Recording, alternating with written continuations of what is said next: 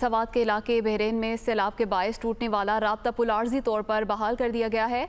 पुल टूटने के बायस फंसे हुए अफराद को बाहिफाजत रेस्क्यू कर लिया गया। दुनिया न्यूज़ के नुमाइंदे आमिर जमील इस वक्त बहरीन में मौजूद हैं, उनसे मजीद तफसीलात जानते हैं। जी आमिर जमील, बताइएगा इस हवाले से क्या अपडेट्स हैं आपके पास?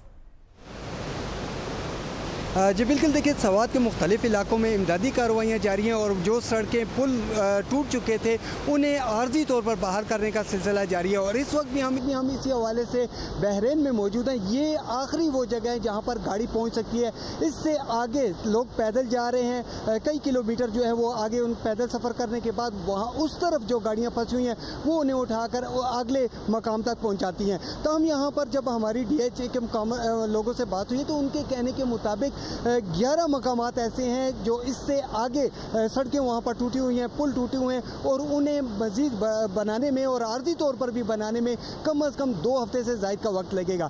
तो हम जैसे मैंने बताया कि इस वक्त बहरीन में हूँ। गुज़िश्ता रोज़ इस मकाम पर कई सैकड़ों लोग जो हैं वो उस तरफ फंसे हुए थे, जिन्हें आज आर्जी तौर पर एक पुल बनाया गया, बिजली के खंभे से ये पुल बनाया गया है और उस लोगों को जो है ख़ास तौर पर उसमें पुलिस वाले भी शामिल थे, उन्हें रेस्क्यू करके इस तरफ ले आया गया है। तो हम जैसे मैंने बताया कि रेस्क्यू का काम जो है वो चल रहा है। पूरे सवात में सड़कें और पुल जो है वो बनाया गया है। बहुत शुक्रिया आमिर जमील, आपने तफसीलात से आगाह किया।